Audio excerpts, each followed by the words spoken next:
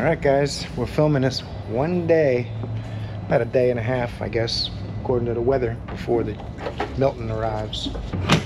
But it's the calm before the storm today, I'm guessing. It's going to pull some of the weather away. It's going to dry out a little bit here. We won't get quite as much rain today, but it will start to get windy on and off. And the storm was supposed to be here, I believe Wednesday, late morning. We should start be getting, we should be starting to get a little bit more effects from the storm by tomorrow morning. At first they were saying overnight Tuesday. Now it's moved to Wednesday and Thursday a little bit, but I guess it's going a little slow. And the slower they travel, the better, because when they're moving slow, they tend to lose energy over land. When they're moving fast, they do destruction before they start losing energy. At least that's been my life experience. I'm no weather expert, but you can see the sky behind me. But that kind of looks like the day before a storm. It's kind of, yesterday it was cloudy and rainy all day, and today it's breaking up and it's probably going to be beautiful. That's how you know something's wrong. It's like when you're at the beach and the tide suddenly rushes out 150, 250 feet. Something's coming. Anyway, we'll put some clips in. If anything's going to happen in today's video, put some clips in so you'll know what to expect. Ford Escape. I'm guessing it's going to probably be a pretty odd day. We're going to tighten up some loose ends, try to button up some of these cars that I've had here for about a month. That's one of the problems when you work on classic cars and unusual stuff. It's hard to find parts. It's hard to find the right parts, and then to find parts that work. A lot of times on the old cars, you do find the parts. They've been sitting on a shelf for years, and especially if it's electrical, then you might have problems with those. So you have to always be prepared for that, and things can run into days and weeks and months. Sometimes. That's why having a daily driver that's an old car, probably not the best of ideas if you're not handy yourself to keep it running. But anyway, enough bloviating. I'm a little nervous about what's going on. I went through 8 gas stations this morning. None of them had gas, and I finally gave up and was heading to work, and the closest gas station to the shop had gas. Then I had 3 5-gallon cans to fill up so I could run my generator if I need to. And I also have a solar generator for small stuff. So we'll see what happens with all that. I'm really worried about the people way over on the coast. Rain Man Ray said in the video yesterday, or his wife said in the video yesterday, they're 14 miles from the ocean, from the Gulf, I should say. So let's keep them in our thoughts and prayers. It's not going to be good out there. Most people are leaving. I wouldn't stay, honestly, unless I had a 2-story house on the coast. That was hurricane rated and built after 2004 or so. I believe that's when they upped the standards to 155 mile-an-hour winds. So if you've got a fairly new house and it's 2 stories, you can get to the 2nd story. If you don't have that, you need to leave. Hopefully you left. You'll be seeing this video a week later, but I'm just talking about all this to document it ahead of time. So we'll see how that all went. Hopefully not too many casualties, but it's going to be bad. It looks like it's going to be pretty bad. The news has me concerned, and I don't get concerned too easy. Oh, we'll see. And my wife's really a wreck. We're trying to work on the Jimmy Making It Work family at home. Keep my wife Mary Ann stable. Getting gas for the generator, and I got oil for the generator.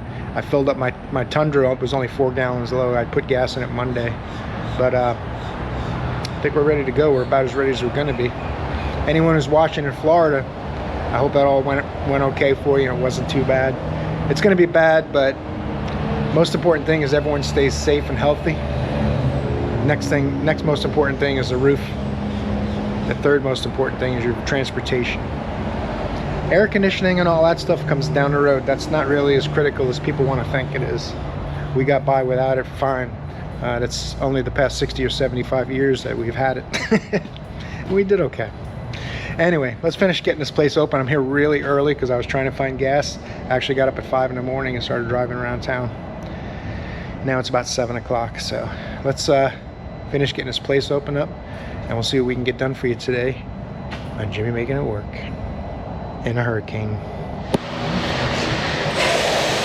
2014 Ford Escape. Look at this cream puff. It's gonna get an axle or something like that, and a tie rod end, I think. And it's got a hidden hood release.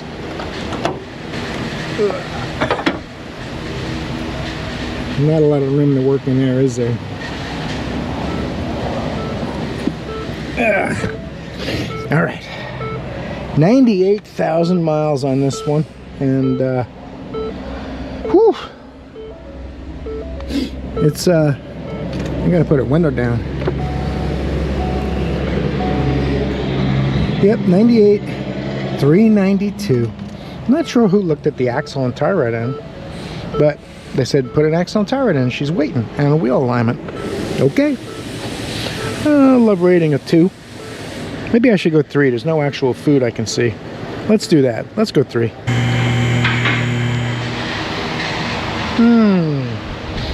Never mind, there's no wheel alignment. A right and a tie rod end and a right axle. No wheel alignment.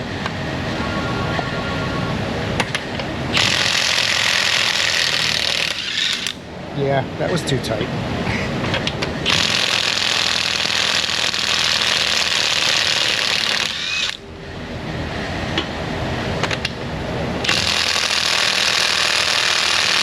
And my poor little gun's gonna get beat up. Let's get the big gun.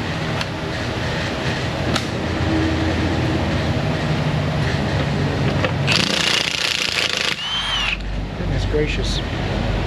Someone did that on purpose. It's like 400 foot-pounds.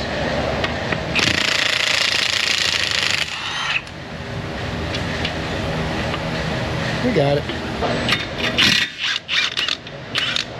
15 millimeter. I always break that jam nut loose before you loosen that though. I put the nut back on so it doesn't flare the first couple of threads because they go all the way to the top.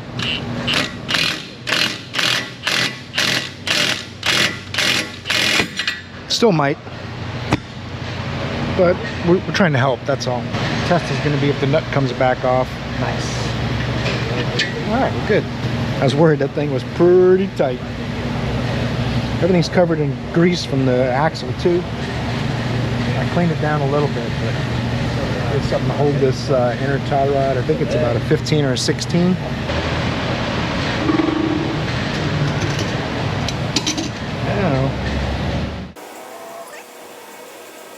I think all that grease would lubricate a little better, but oh, there it goes.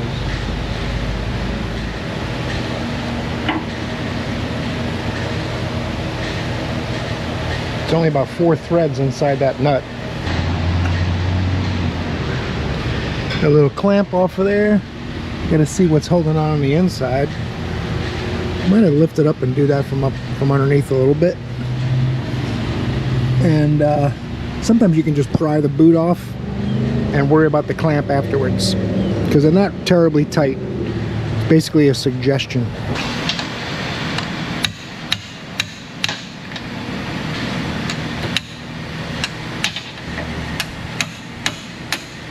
Gotta take advantage while I've got it up. Get these support bearing nuts off here.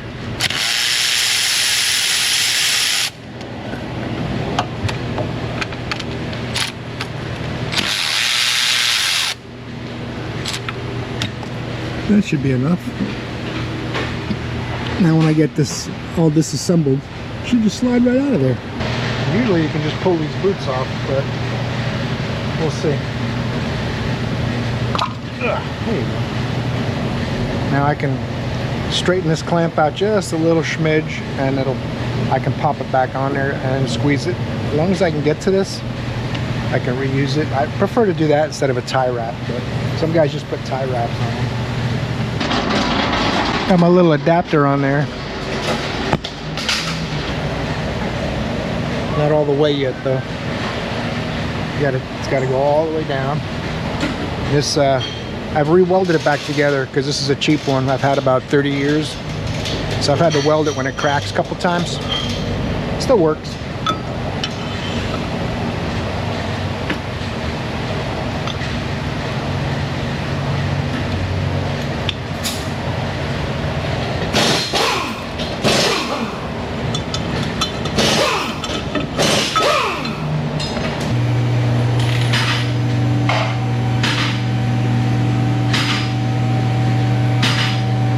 Threads in there. Put a little thread lock on the new one. Got to face this way.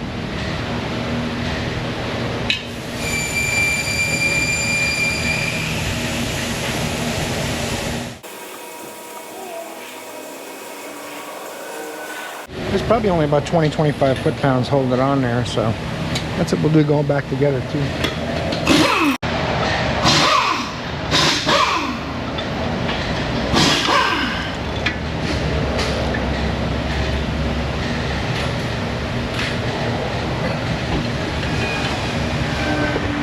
Click.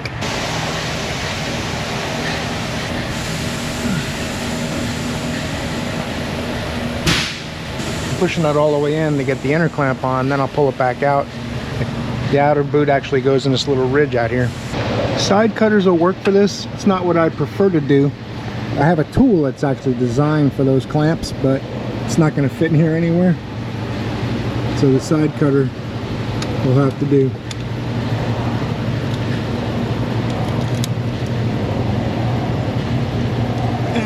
This should be good. Got the pinch bolt and nut out of here. Now I got to pry this ball joint. Someone's replaced it. Got to get that out of there. It's nice and greasy, so it should work. I'm going to put a chisel or pry bar in here. See if I can help relax it a little bit, get that out.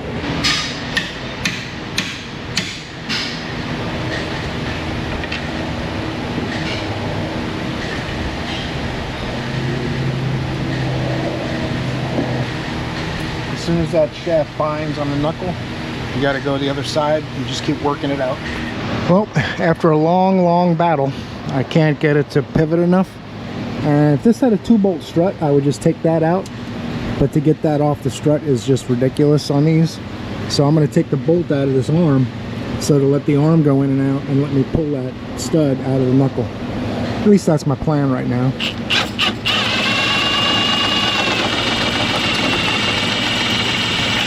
Gotta let everything kind of relax. Because what's happening right now is that stud wants to go further out. As it comes down, it wants to pull the arm further out because it's on an angle. It's not straight. So since it's on an angle, it's going to go away, right? So taking this out, I had to turn this. That should help. At least I hope it does.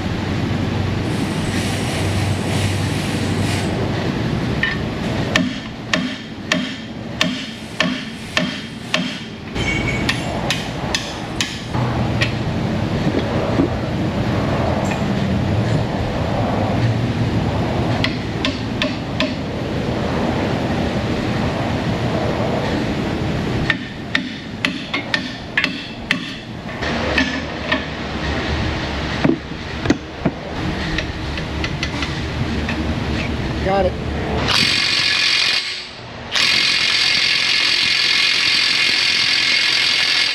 Jeez Louise. I didn't put the turret in yet, obviously. It would make it easier to do the axle. But I gotta get the big gun. That's usually 130, 150 foot-pounds, but this one's like the lug nuts. It's got extra. I got a half-charged 2-amp-hour battery, but my other one's charging. I got one's gluing together because it broke. One's charging. This is my third 18-volt.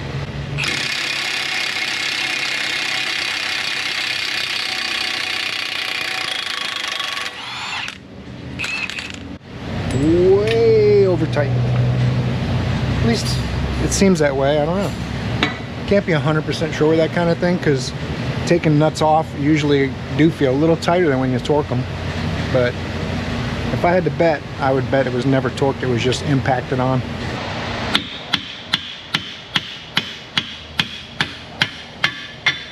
Sometimes they come out, sometimes you got to press them out on these.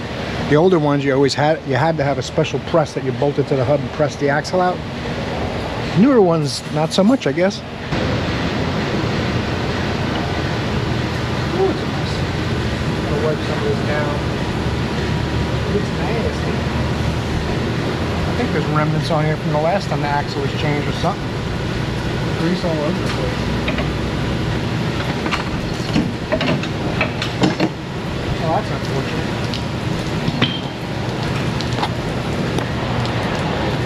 Wasn't expecting that.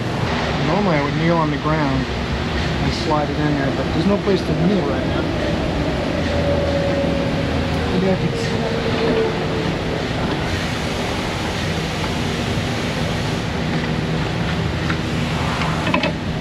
You gotta be real careful at that inner seal.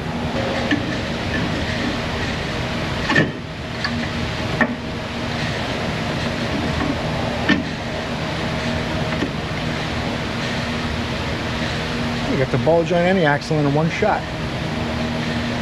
Life is good. Hopefully, depending on what Milton thinks.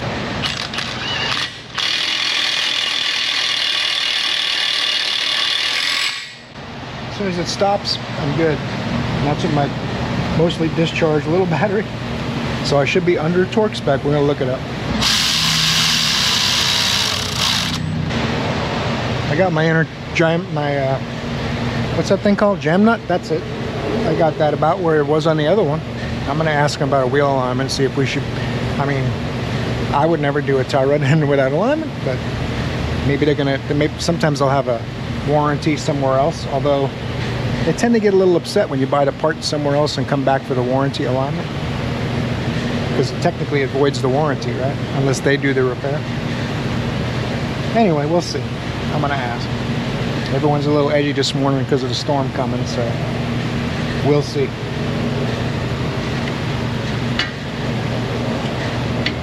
See the inner arm bushing wobbling around because I haven't put that bolt back yet, but I did already get my stud in, so that's good. That ball joint stud is a bear with that arm mounted solid.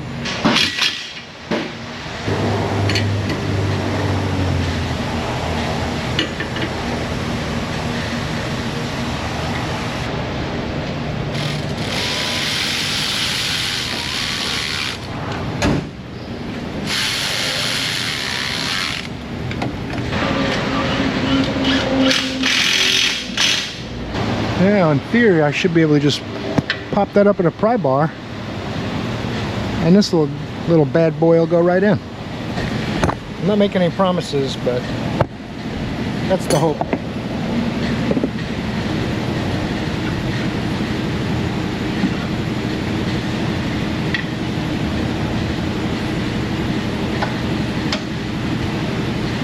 It's kind of one.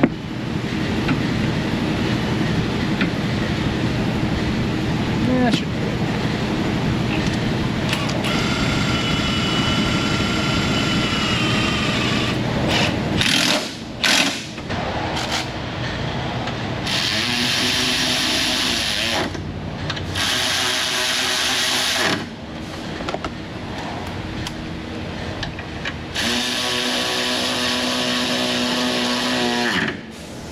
Apparently I did go too tight. It's 59 foot-pounds plus 90 degrees.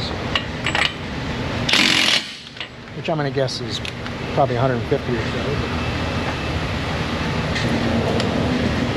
So, we'll go down to 59 foot lags.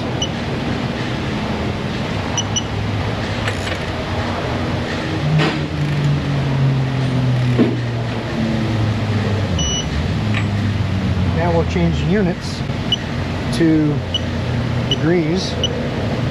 Angle mode, it takes it a second to calibrate. 45 degrees. I gotta go to 90.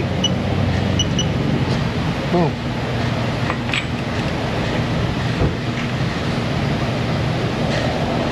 Holy moly, that's gonna be more than that. That's why it was so tight.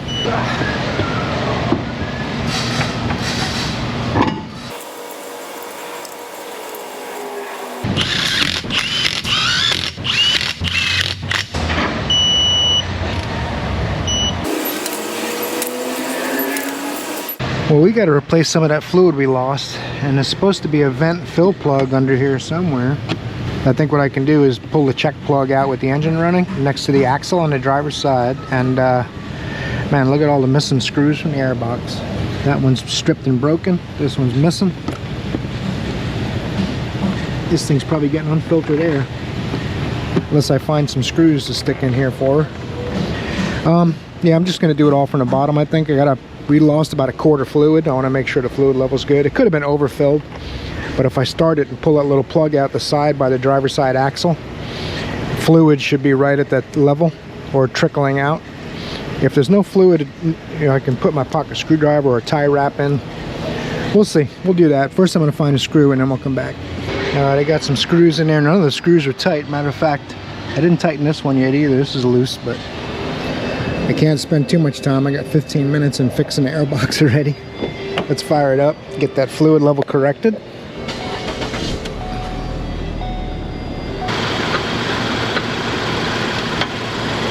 Gotta be careful of hot fluid. It's not too crazy hot yet, but I'm just gonna back it out a little bit. If I get fluid, I'm good. If I don't, I gotta add. That's a long drain plug. No fluid. So I'm gonna get my fill tank so I can pump a little fluid in there until we get fluid out of it. I think it takes Mercon V. I gotta check on that too. It takes Mercon LV.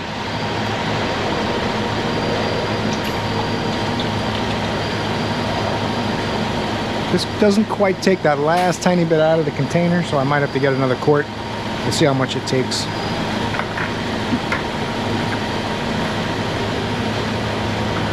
Listen here.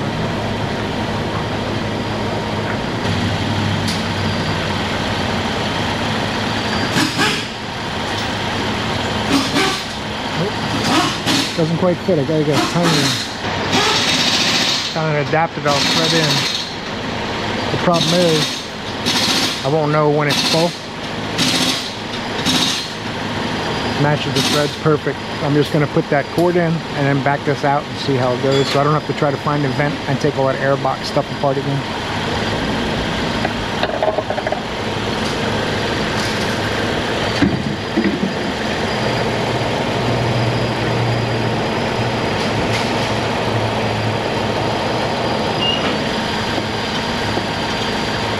Maybe get another quart.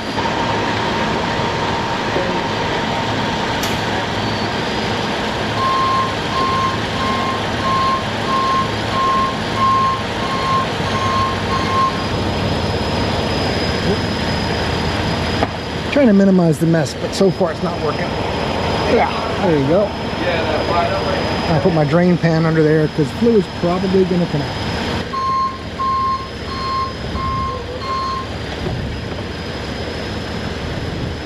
I'll let that drip down to a trickle. Get the plug in there, we're good. Pull the adapter out, it comes out a lot faster. I clean the floor a little bit, so I'm not trying to have to mop the floor a third time. As soon as it's trickle mode, I'm good.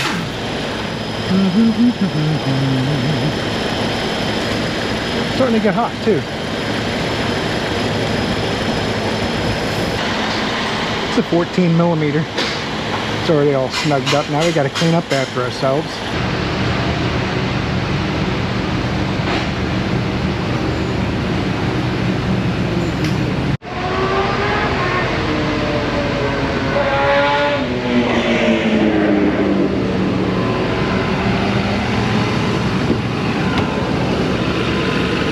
Wheel alignment time.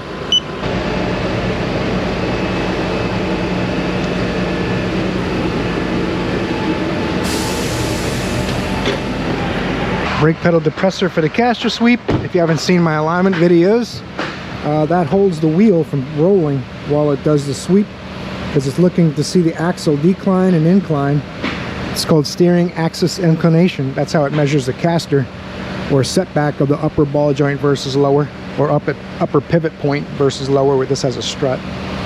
So as long as the wheels don't turn, I turn the wheel left and right. It's going to measure how much the axle rises and falls. The camber's a static measurement, so it just uses pretty simple math to figure out how much caster there is. I'm thinking it's going to be towed in on the right front, but oh yeah. Get that wheel straight, get the lock on there, and set the toe, hopefully, and let her go. Unfortunately, we've got some camber measurement issues, and you have to change parts to do it. So we're just going to set the toe. That way, we can let her go. That's the lower arm.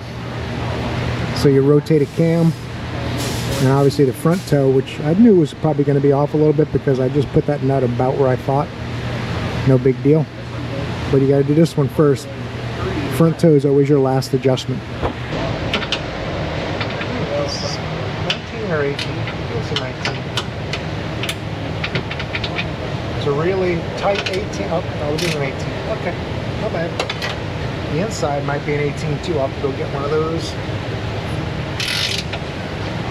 This locks the adjustment down, and this bolt on this side above this brace makes the adjustment move. Maybe I can do both with one wrench. Sometimes the adjustment will move when you try to tighten the lock nut. I have to go, I want the bolt to go that way so the back of the tire goes in. We have too much negative, so the wheel's pointed out. I want the wheel to go like that.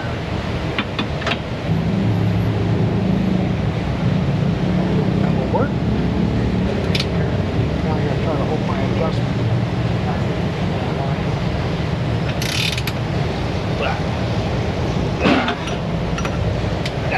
All right, onto the front.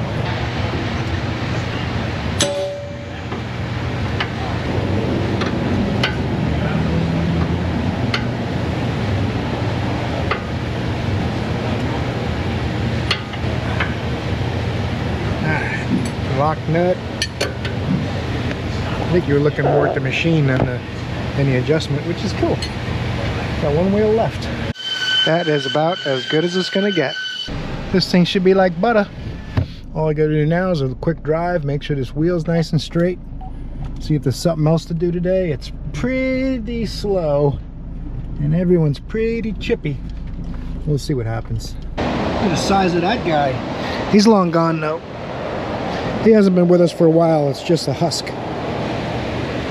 We're getting the boards out and stuff. We're gonna start boarding this place up. I'm gonna start pulling the old project truck in, keep it out of the storm. Hopefully the doors don't blow in. In 2004, when we had Charlie, it blew the doors in and stuff. I started here just after that, but I heard all about it. So let's get the project truck in there and say thanks for watching today's video. Hope you guys enjoyed it. Wish us luck. I've been getting a lot of well wishes on the channel already, so I appreciate you guys doing that. It's going to be up to Milton. He wants his stapler and he is not happy about the whole ordeal.